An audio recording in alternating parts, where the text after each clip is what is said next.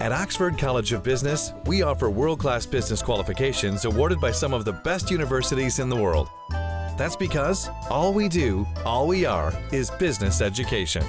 I note promising progress regarding constitutional reform, with the Parliament establishing itself as a constitutional assembly. What is needed now is agreement on a comprehensive strategy with a timeline and detailed benchmarks to address all transitional justice pillars. The consistent failure to effectively investigate, prosecute and punish serious crimes appears to reflect a broader reluctance or fear to take action against members of the security forces, combined with a general lack of trust in the impartiality of the justice system regarding past violations.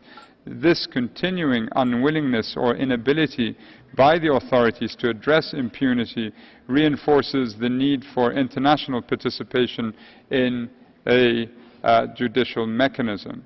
Speaking at the session, Deputy Minister of Foreign Affairs Dr. Harsha De Silva said Sri Lanka will co-sponsor the resolution. We thank the Council, the UN and our bilateral partners for their support to strengthen reconciliation in Sri Lanka and for this extension of the timeline. We will listen to all, we will study all reports carefully, we will exchange information, share our concerns and comments, engage constructively and meaningfully with our partners and take the necessary steps required to ensure that Sri Lanka is a nation that is prosperous, united in its diversity, upholding human rights, justice and the rule of law.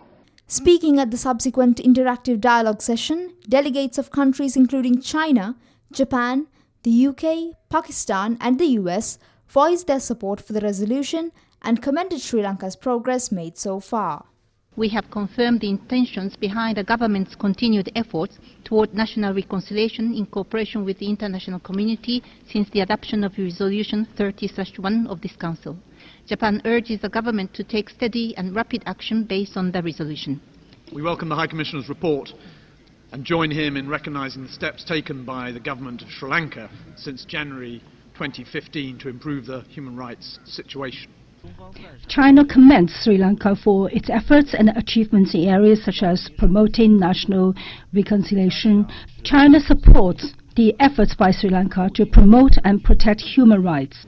We call upon the international community to continue to provide relevant assistance and support, as requested by the government of Sri Lanka, in strengthening the country's democratic institutions. Since September 2015, Sri Lanka has taken important steps toward implementing its key human rights, justice and reconciliation commitments. Yet lasting peace requires that the government remain committed in word and deed to implementing its international commitments fully. In response to representatives of certain NGOs voicing their concern over granting a further 2 years for Sri Lanka to fulfill commitments, the High Commissioner had this to say during the interactive dialogue. To jump to conclusions at this stage and then out of fear not take any steps forward, we believe is misplaced. We believe that the point made in our report in September 2015 deserves further consideration by the government, and that the need for a hybrid accountability mechanism is therefore something that we continue to underscore.